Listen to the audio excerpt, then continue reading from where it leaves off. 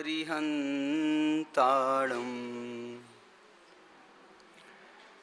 नमो सिद्धाणं नमो आयरियाळं नमो वज्झायाळं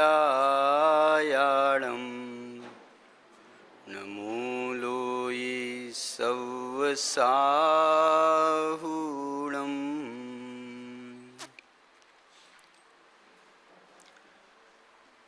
मंगलमय मंगल करण वीतराग विज्ञान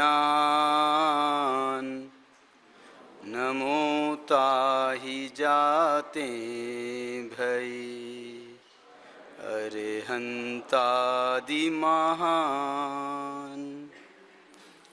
करि मंगल करि हों महा ग्रंथ करण के काज जाते मिले समाज सब पावे निज पद राज।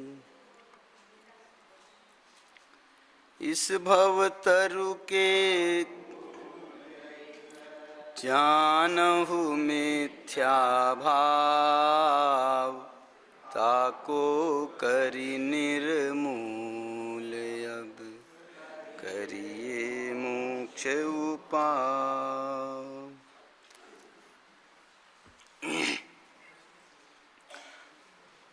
मोक्ष मार्ग प्रकाशक इस विषय पर यहाँ पर संगोष्ठी के आयोजन की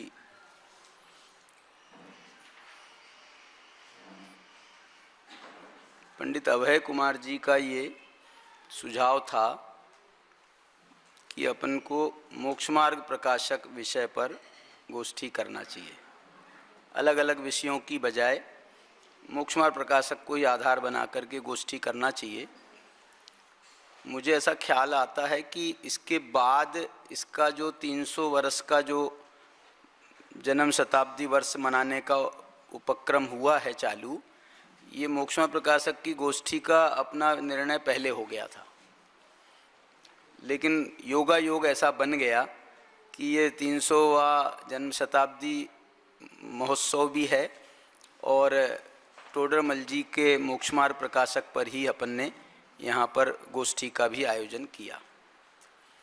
यदि हम उनकी उम्र 47 साल की मानते हैं तो उस हिसाब से तो इस ग्रंथ को लगभग 253 वर्ष हुए ऐसा मानना चाहिए ना, क्योंकि ग्रंथ तो आखिरी क्षण तक भी लिखा जा रहा था।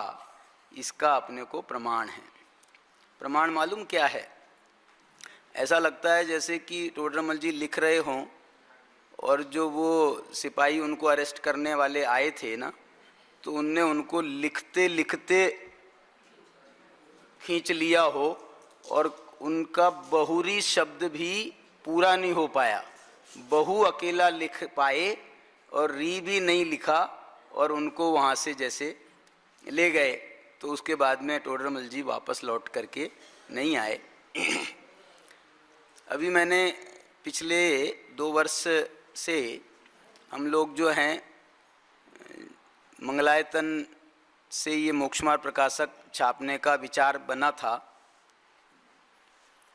असल में क्या हुआ कि स्वाध्याय पवन जी उनके परिवार को और पंडित जी को, अभी बताया था ना, पंडित जी का सुबह एक घटना बताई थी कि पंडित जी ने जब पहली बार मोक्ष मार्ग प्रकाशक पढ़ा था तो उनने कसम खाई थी कि मैं अपने जीवन में 100 बार ये मोक्ष मार्ग प्रकाशक पढ़ूंगा।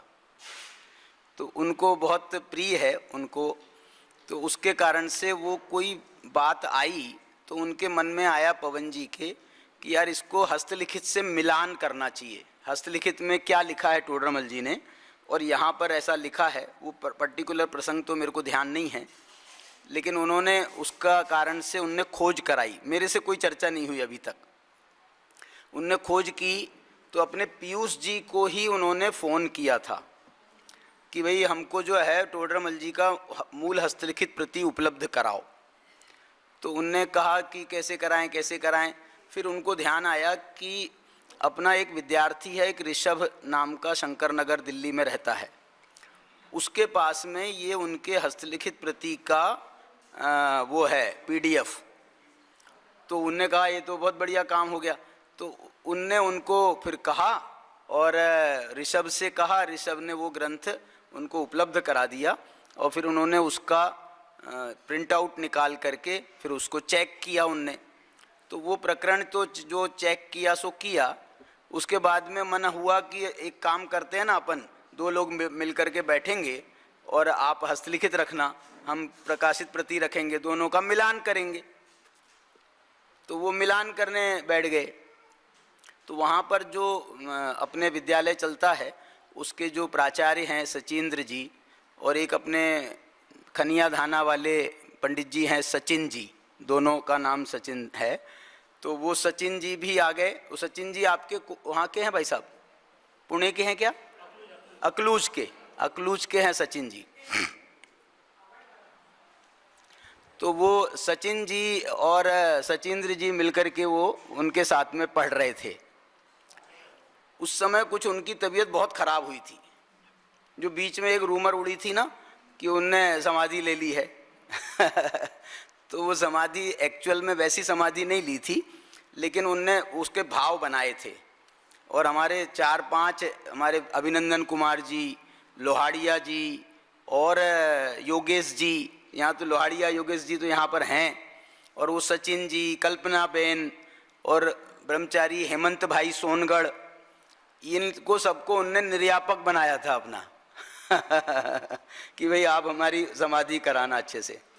तो वो जो हुआ और फिर बाद में उनका वो काम चल रहा था। तो उस समय मेरा मन हुआ कि मैं 7-8 साल उनके साथ में वहाँ रहा हूँ मंगलायतन में, तो मैं एक बार उनसे मिल के आऊँ।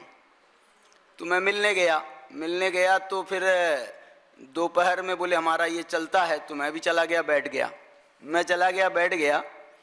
तो हमने एक ही दिन जब वो बैठे और हम भी बैठे और मिलान किया, तो कोई कम से कम 15-20 स्थल उस पर हमने जो है, भाई ये देखो ये यहाँ ये लिखा है, यहाँ ये लिखा है, यहाँ ऐसा थोड़ा सा फर्क करना चाहिए, ऐसा 2-4 हमने 8-10 स्थलों पर ऐसा बताया। वो क्या बोले मालूम? बोले हम 15 दिन से बैठे हैं और एक भी स्थल पर हमको कोई क्वेश्चन मार्क नहीं हुआ और तुम बैठे और ये जो है तुमने इतने प्रश्न खड़े किए और उसको लॉजिकली हमको समझ में आया कि ये ठीक बात है। तो ऐसा सब होकर के जो है उनने फिर ऐसा बोला कि एक काम करते हैं, फिर तुम्हारे साथ में बैठ करके अपन फिर से एक बार पढ़ते हैं। तो वो फिर से शुरू हो गया। फिर हमारा बहुत देखना भालना हुआ। फिर उसमें बहुत सारे स्थल ऐसे मिले जिन स्थलों पर हमको जो है लगा कि इस पर काम करना चाहिए। सारी चर्चा हमने ये संपादकीय में इसमें लिखा है। ये जो ग्रंथ नया छप के आया है ना, इसके संपादकीय में इसकी पूरी कहानी जो है ना, इसका नाम रखा है इतिहास के झरोखे से। तो वो जो है पूरा उसका इतिहास भी लिखा है। मोक्ष मार्ग प्रकाशक का इतिहास भी लिखा है, टोडरमल जी का भी लिखा है, और मोक्ष मार्ग प्रकाशक के प्रकाशन का इतिहास। ये एक ऐसा ग्रंथ है कि अभी जैन समाज में जितने भी ग्रंथ हैं उपलब्ध, पद्म पुराण को भी इसने मात दी है। इस ग्रंथ की 1 लाख से ज़्यादा प्रतियां प्रकाशित हो चुकी हैं अलग अलग भाषाओं में, मराठी में अलग, आपके कन्नड़ में अलग, 1 लाख से ज़्यादा प्रति। पूरे देश में जो हस्तलिखित प्रतियां उपलब्ध हैं मंदिरों में, उनमें पद्म पुराण का नंबर पहला है, क्योंकि वो कथा ग्रंथ था। तो हमारी रात्रिकालीन सभाओं में या वचनिकाओं में वो पद्म पुराण को पढ़ने की परंपरा थी, तो उसकी मांग बहुत होती थी, तो उसकी उपलब्धता भी कराई जाती थी। उसके बाद यदि 2 नंबर पर कोई ग्रंथ की सबसे ज़्यादा हस्तलिखित प्रतियां उपलब्ध होती हैं, तो वो है टोडरमल जी का मोक्ष मार्ग प्रकाशक। एक बात बताऊं आपको मैं, जब इसका बहुत से लोग प्रश्न खड़ा करते हैं कि भाई आपने जो प्रति से मिलान किया, हस्तलिखित प्रतियां तो बहुत थी, अब वो तो सब हस्तलिखित हो गई, तो ये जो प्रति जिससे आपने मिलान किया है ये टोडरमल जी की ही है, इसका कैसे निर्णय करोगे? उनने लिखा था कि टोडरमल जी ने कि ये मेरे हाथ की लिखी प्रति है? नहीं लिखा, तो भी हमको निर्णय हो गया। आप बताओ कैसे निर्णय हुआ होगा?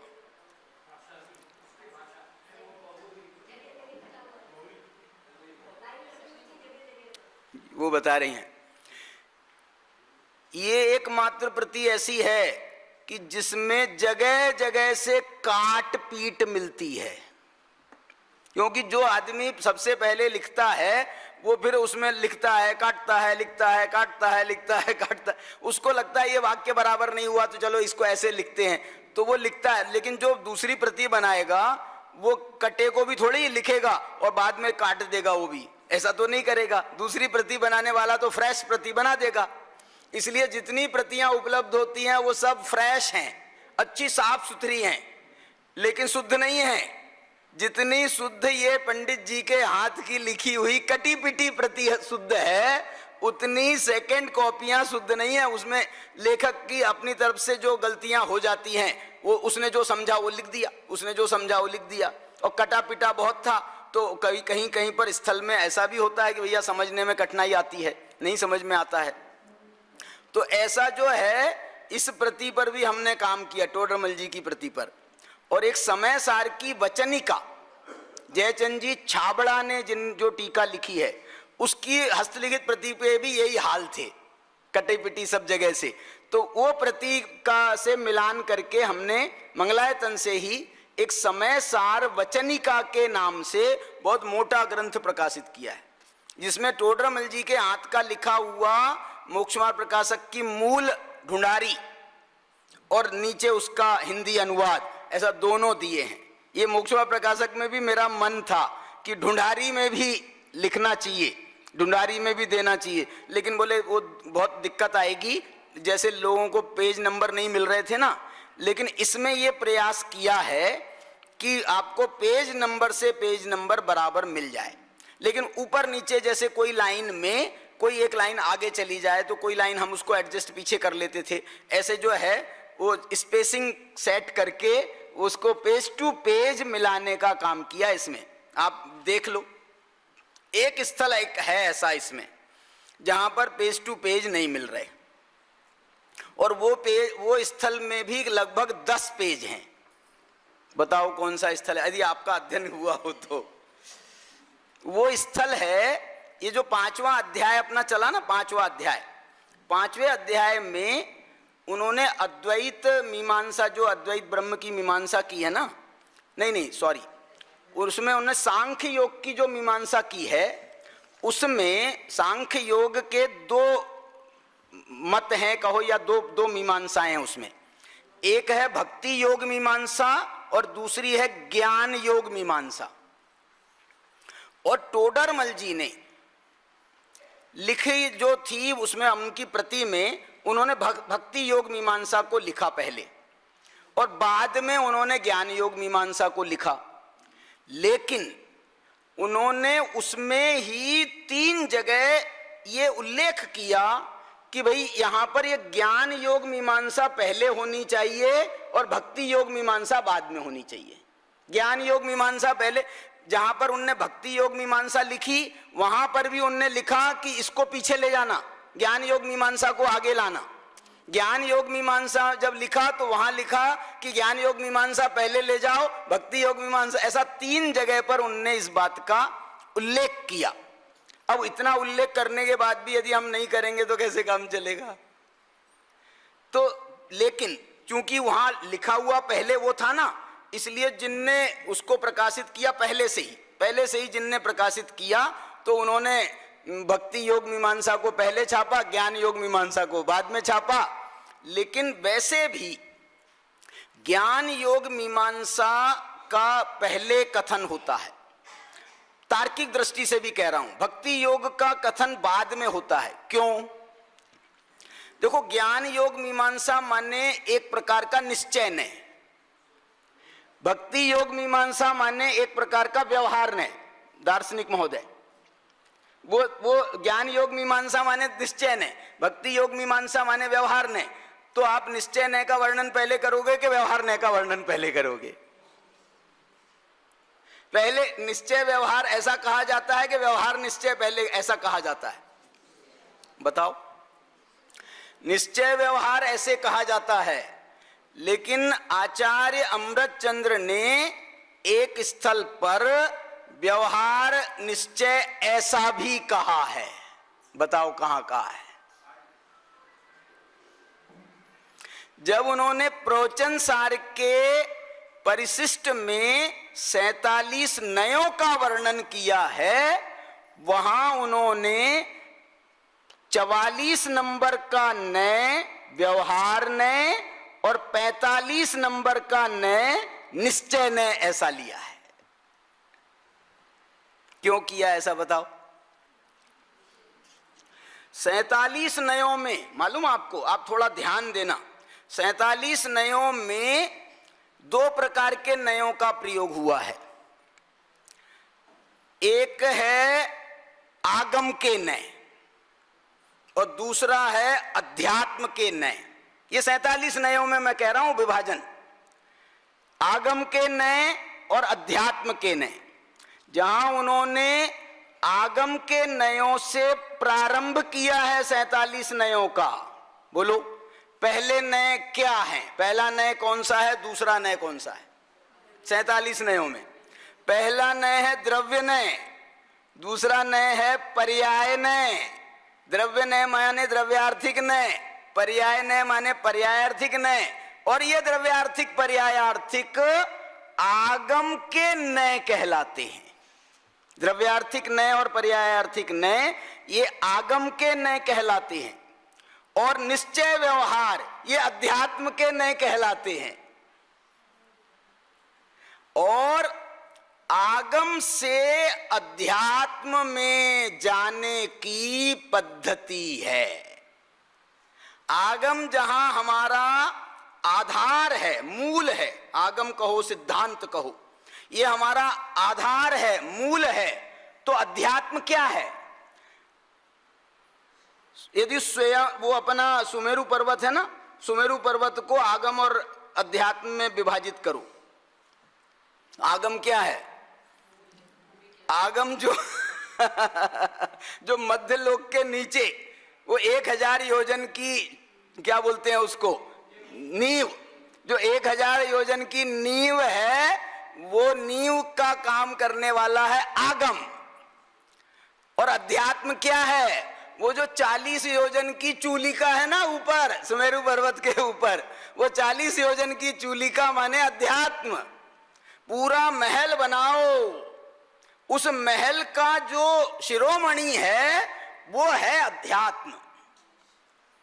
अध्यात्म के बाद में कुछ नहीं है। फिर तो अध्यात्म का यदि कथन है तो अध्यात्म के कथन में निर्विकल्पता की महिमा गाई जाती है, और अब आप निर्विकल्प हो जाओ।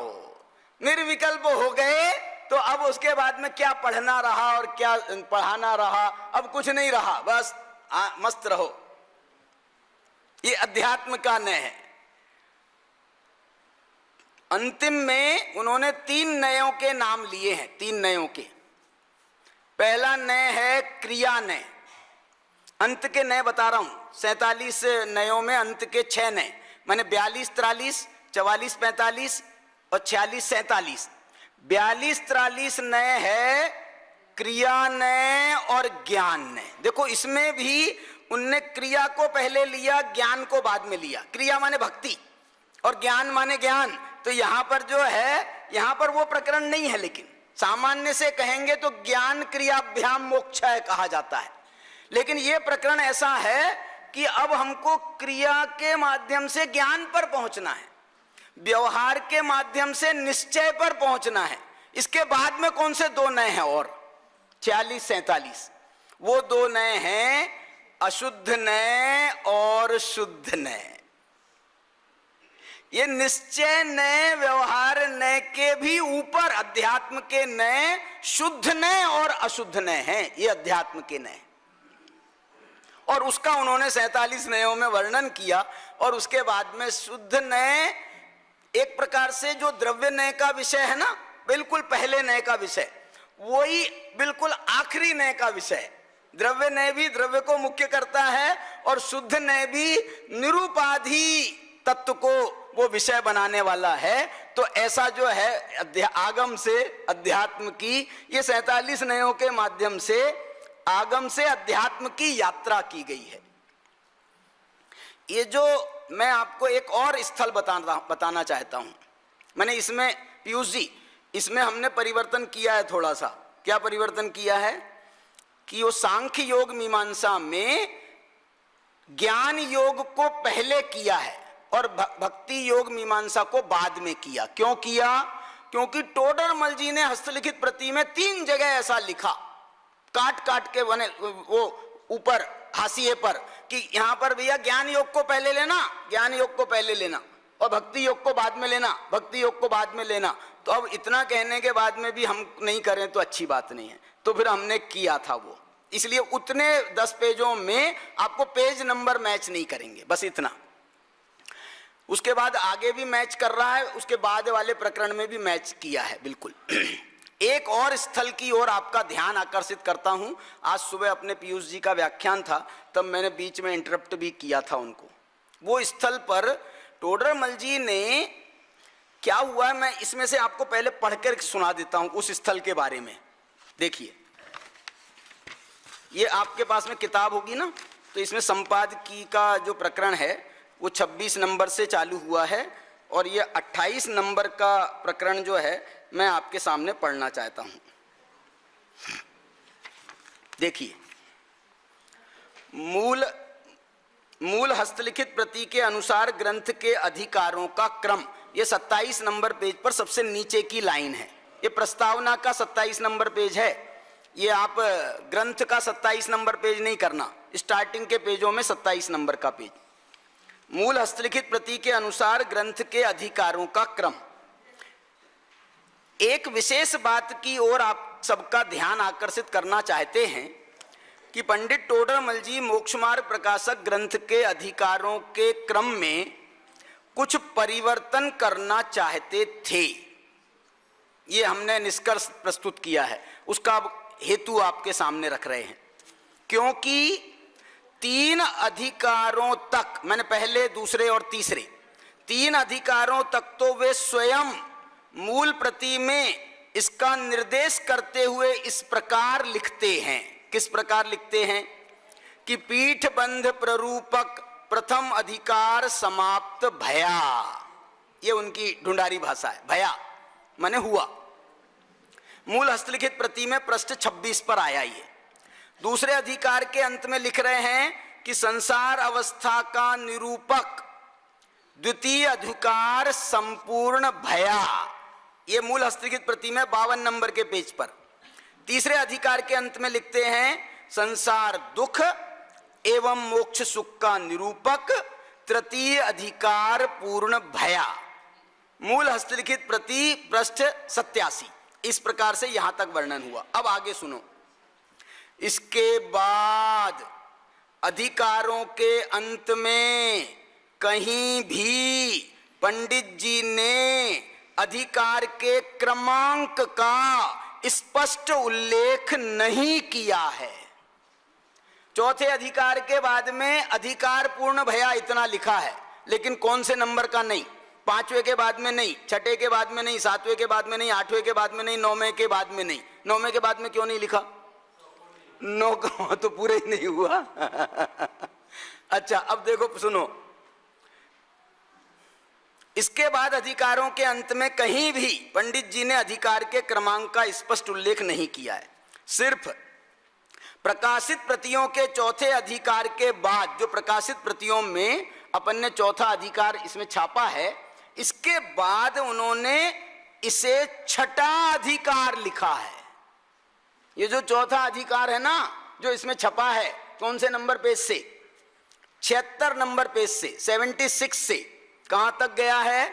94 तक, 76 से 94 तक 19 पेजों का ये चौथा अधिकार है। इस चौथे अधिकार के अंत में उन्होंने लिखा है, क्या लिखा? कि यहाँ इन्होंने इसे छठा अधिकार लिखा है और उनका स्वयं का कथन इस प्रकार है। उनने क्या लिखा है? सम्यक दर्शन ज्ञान चारित्र का निरूपण रूप छठा अधिकार संपूर्ण भया। मूल हस्तलिखित प्रति में पृष्ठ 110 पर आपको ये पंक्ति मिल जाएगी, मूल प्रति में। यहां पर कहां मिलेगी? यहां पर 94 नंबर पेज पर मिलेगी ना। 94 नंबर पेज पर आपको शायद इसमें हमने टिप्पणी लगाई होगी, मेरे को ध्यान नहीं आ रहा है, अभी भूल रहा हूं। ये देखो लिखा भी है, नहीं ये दूसरी टिप्पणी है इसमें तो यहाँ चौथा अधिकारी लिखा है, लेकिन मूल प्रति में इसको छठा अधिकार लिखा है। हमारे मन में आया था भाई साहब कि अब ये अधिकारों का क्रम भी बदल देते हैं, लेकिन नहीं बदला। क्यों नहीं बदला? क्योंकि हमको बदलने का बहुत भय है। नहीं, ये बाद में फिर जो है ना, वो ग्रंथ के पेज नंबर मिलाएंगे ना, तो फिर तो बहुत बड़ा चेंज हो जाएगा। चौथे अधिकार को हम ले जाएंगे छठे अधिकार पर, तो जो पांचवें अधिकार के पेज बीच में आ जाएंगे, छठे अधिकार के पेज, तो बहुत अंतर पड़ जाएगा ना, तो वो सारे पेज डिस्टर्ब हो जाएंगे। इसलिए उसको छोड़ दिया। लेकिन वो संपादकीय में उस बात का निरूपण किया भी है। चलिए अब मैं आपको ये बताता हूं, इसके बाद में पांचवें अधिकार के बाद, छठे अधिकार के बाद, सातवें अधिकार के बाद, आठवें अधिकार के बाद में उन्होंने नंबर नहीं लिखे अधिकारों के, कौन से नंबर का अधिकार पूरा हुआ, कौन से नंबर का अधिकार पूरा नहीं लिखा। ऐसे इसमें जो मैंने आपको बताया ना, जैसे इस टाइप की बहुत सारी बातें मिली, तो उनको आधार बना करके फिर हमने जो है ना, कम से कम नहीं तो 12-13 विद्वानों को हमने जो है, इसमें हम क्या करना जा रहे हैं, क्या करने जा रहे हैं संपादन में, वो सब लिखा था, विद्वानों को भेजा था, डॉक्टर साहब सहित। डॉक्टर साहब ने इसका पहले संपादन किया है, तो उनको लिखा। तो डॉक्टर साहब की तरफ से तो बोले भैया मेरी अब स्वास्थ्य उतना अनुकूल रहता नहीं, मैं इतनी मेहनत नहीं कर सकता, मैं तुम्हारा पूरा चेक करूं, इसलिए जो है अब तुमको जैसा लगे सो करो। मैंने तो जो करना था मैंने कर दिया था जब उनने छापा था, तो उनकी तरफ से मना आ गई। लेकिन बाद उनके अलावा जितने लोगों को हमने भेजा था, सबकी तरफ से उसका हमको आश्वासन मिला कि अच्छा काम कर रहे हो, अच्छा काम कर रहे हो, बढ़िया है, ऐसा करें क्या, ऐसा करें, हाँ करो, हाँ करो। ऐसा हमने इसमें उन विद्वानों के नामों का भी उल्लेख किया है, और वो पूरा काम क्या किया, सामान्य संशोधन कौन से किए हैं, विशेष संशोधन कौन से किए हैं, उन सब का ये पूरे संपादकीय में, कोई 15-20 पेज की संपादकीय है, ये पूरे संपादकीय में इसका यहाँ पर उल्लेख किया गया है। आप इसका ग्रंथ का जब अध्ययन करेंगे, तो अध्ययन करने के पहले जो है ना, इसका मैं निवेदन कर रहा हूँ, संपादकीय भी पढ़ लेना। बाकी तो सब आप पढ़ोगे ही पढ़ोगे, सभी ग्रंथों का पढ़ना चाहिए, और वो पढ़ते भी हैं, और पढ़ करके जो है हमको एक आइडिया मिल जाता है, गाइडलाइन मिल जाती है कैसे हम स्वाध्याय करें वगैरह वगैरह। आज का जो हमारा सत्र का विषय है, वो सत्र का विषय है 7वां अधिकार।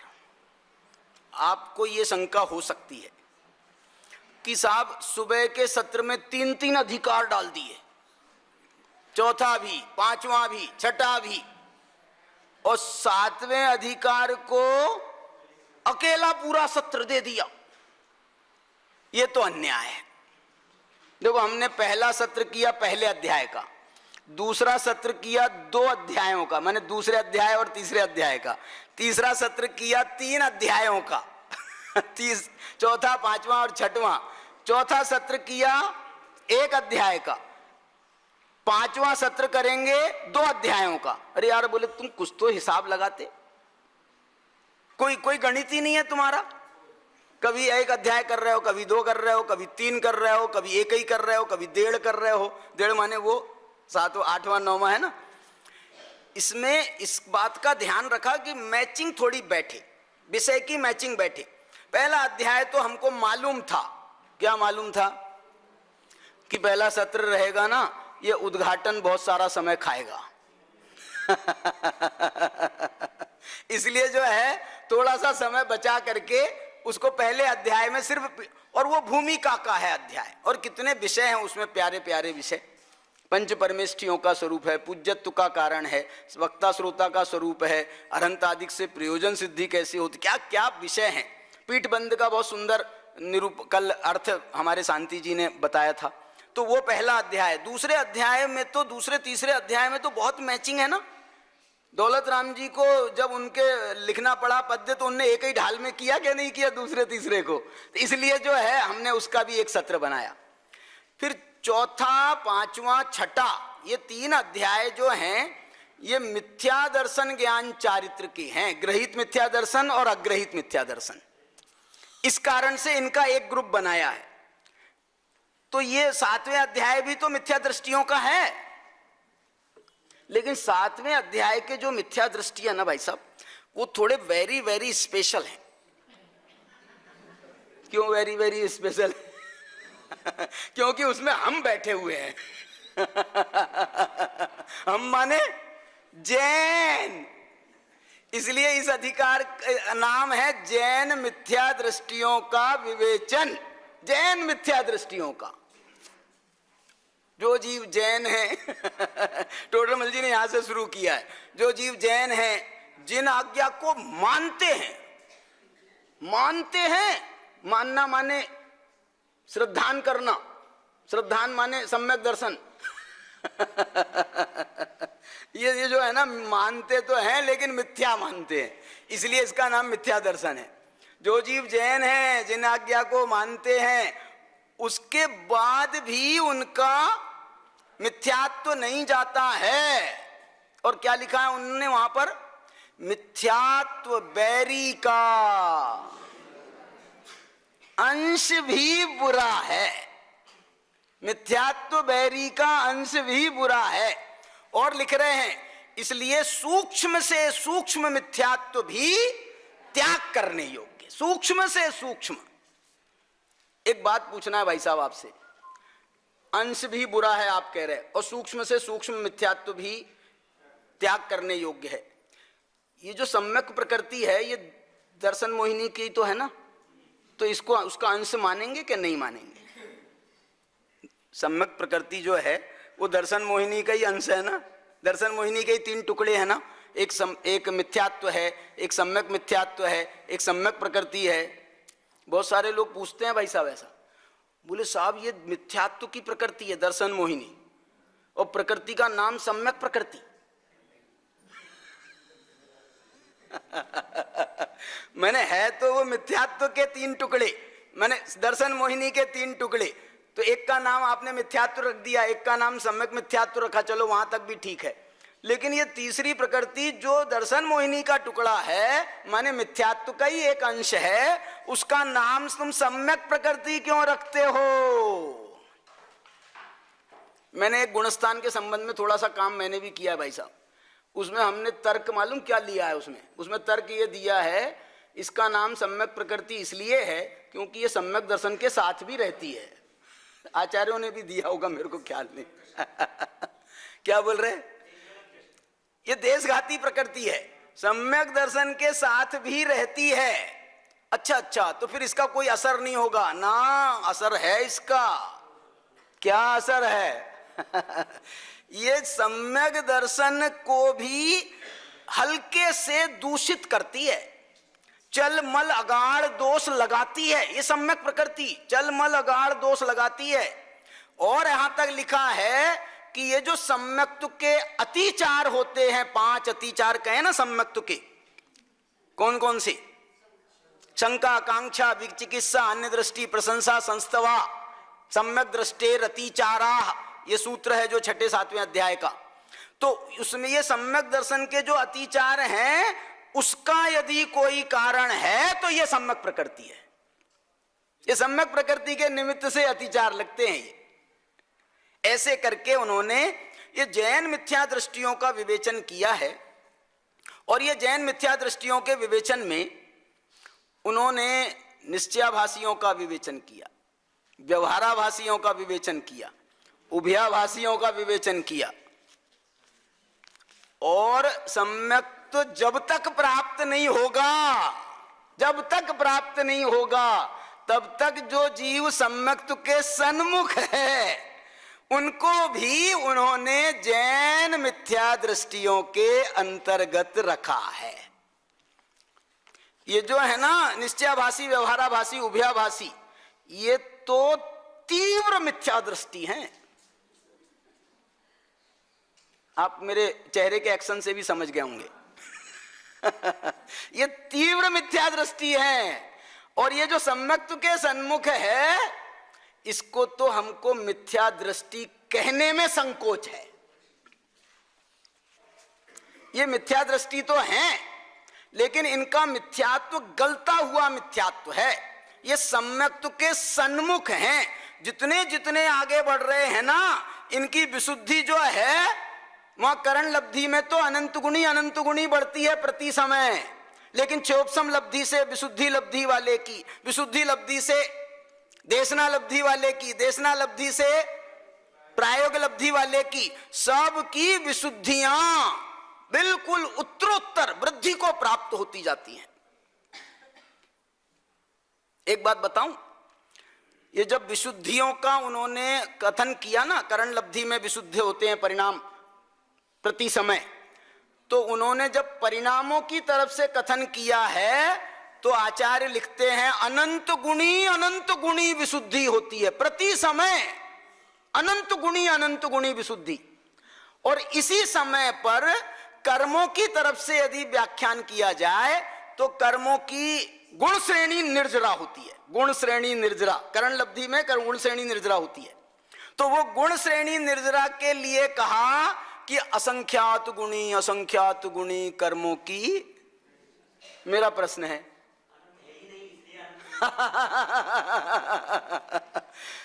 कर्मों की निर्जरा में असंख्यात गुणी कह रहे, भावों में अनंत गुणी विशुद्धि कह रहे। तो यार ऐसा अंतर क्यों डाला? तो बोले अंतर ऐसा इसलिए डाला कि कर्म जो हैं वो लिमिटेड हैं। कर्म जो है ना, कर्मों की संख्या परमाणुओं की अपेक्षा नहीं, परमाणु तो अनंत हैं, लेकिन उसमें जो प्रकृतियां हैं, उनके प्रकृतियों के भेद हैं, इनका जो भेद प्रभेद है वो कर्मों, कार्माण वर्गणा के परमाणु अनंत हैं, लेकिन कर्मों के भेद प्रभेद असंख्यात से ज्यादा नहीं है। और यदि उनका हम अनंत का ही नाश कर देंगे प्रति समय में, तो वो तो दूसरे समय में ही मोक्ष हो जाएगा। इसलिए जो है कर्मों की अपेक्षा असंख्यात गुणी कर्मों की निर्जरा कही, और परिणामों की अपेक्षा विशुद्धि जो है वो अनंत गुणी विशुद्धि होती है। ऐसा कथन इसमें किया गया है। बहुत इतना सुंदर विवेचन है। एक बात बताऊं, टोडरमल जी ने जब निश्चयाभासियों का विवेचन किया, निश्चयाभासियों का विवेचन नहीं, निश्चयाभासियों को जब लताड़ लगाई है, ज्यादा कठोर तो नहीं है, निश्चयाभासियों को जब चपत लगाई है, निश्चयाभासियों की जब खंडन किया है, तो निश्चयाभासी के खंडन में उन्होंने समय सार के सबसे ज्यादा से ज्यादा उन्होंने कोटेशन दिए। तू समय सार को मान करके, समय सार को पढ़ करके निश्चयाभासी हुआ है ना, तेरे समय सार में लिखा है, तेरे समय सार में लिखा है, और उसका ऐसा कह करके खंडन किया। व्यवहाराभासियों का खंडन किया तो क्या किया? व्यवहाराभासियों का खंडन किया तो व्यवहार के ही ग्रंथों का आधार लेकर के, गोमठ सार के उदाहरण, चरणान योग के ग्रंथों के उदाहरण, उन व्यवहार नए प्रधान ग्रंथों के उदाहरण लेकर के व्यवहाराभासियों का खंडन किया। और उभयाभासी में उन्होंने तो पूरा मानो नए चक्र ही उतार करके रख दिया हो, पूरा नए चक्र। निश्चय व्यवहार नयों का सोनगढ़ में जो नए चक्र की कक्षा चलती थी, तो नए चक्र के आधार पर नहीं चलती थी। क्या? नहीं, दादा का नए चक्र नहीं, दादा ने उनसे लिया है, मोक्ष मार्ग प्रकाशक से। नहीं, सुनो तो सही, दादा का नहीं, पहले भी नए चक्र बहुत थे ना, तो उन्होंने नए चक्र जो है, क्या बता रहा था मैं, मैं ये नहीं कह रहा तुमने डिस्टर्ब किया, मैं तो ये बता रहा हूं। सोनगढ़ में जो कक्षाएं चलती थी ना, कक्षाएं दादा ने भी ली 2 बार। दादा ने नए चक्र की कक्षा चलाई है वहां पर, अंत के माने 79 और 80 में हम लोग थे वहां पर, बैठे थे उनकी क्लास में। तो वहां पर दादा और गुरुदेव बैठते थे बाजू में, गुरुदेव बाजू में बैठते थे, हम लोग बैठते थे और दादा की क्लास चलती थी। और जो है राजनीति भी होती थी, उसकी सब घटना सुनाते हैं वो। लेकिन वो किसके आधार पर नए चक्र की कक्षा चलती थी मालूम?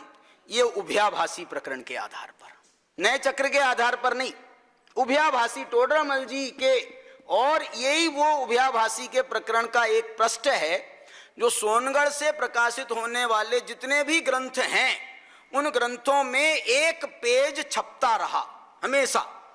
क्या है उसका नाम? उसका हेडिंग है जैन शास्त्रों का अर्थ करने की पद्धति। ये जैन शास्त्रों का अर्थ करने की पद्धति में यही निश्चय व्यवहार नय से के को नहीं समझने के कारण सारे झगड़े पड़ते हैं। इसलिए निश्चय व्यवहार नयों का व्यवहार नय से जहां ऐसा लिखा हो कि ज्ञानावरणी कर्म ने ऐसा किया, मोहिनी कर्म के कारण ऐसा हुआ, व्यवहार ग्रंथों में ऐसे ही लिखा मिलेगा। लेकिन आप ऐसा समझना, क्या समझना? ऐसा है नहीं। फिर निमित्त के उपचार से ऐसा कथन किया है।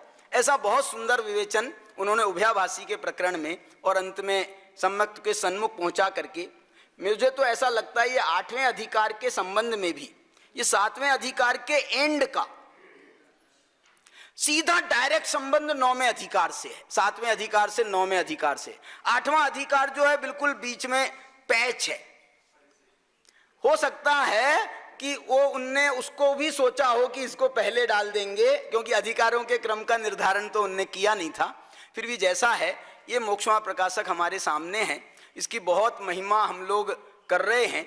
इसलिए भी कर रहे हैं ग्रंथ में वो माल है, और इसलिए भी कर रहे हैं कि हमारा दूल्हा राजा, ये शिविर का, इस गोष्ठी का दूल्हा राजा तो मोक्षमा प्रकाशक ही है, टोडरमल जी हैं। इसलिए उनकी प्रशंसा नहीं करेंगे तो फिर किसकी करेंगे? इस प्रसंग में इनका याद करते हुए हम यहीं पर अपने को विराम दे रहे हैं और हम वापस आपसे मिलते हैं।